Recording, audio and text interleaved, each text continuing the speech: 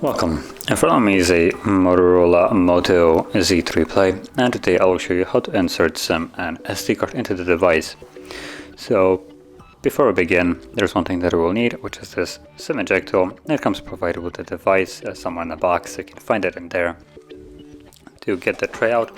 But assuming you can't find it, you can always use a paper clip, just straighten around the edges and it should work just as well. So from there, let's find the tray, which looks like it's at the top of the device, right over here. So let's get it in there. You can see that it pops out.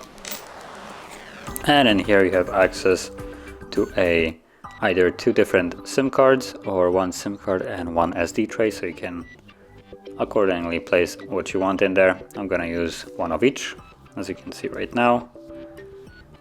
And you want to place them like so.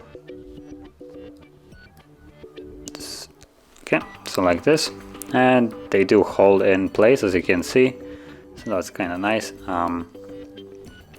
So from there, once you get them placed, you want to slide it back into the device. Hopefully, there we go.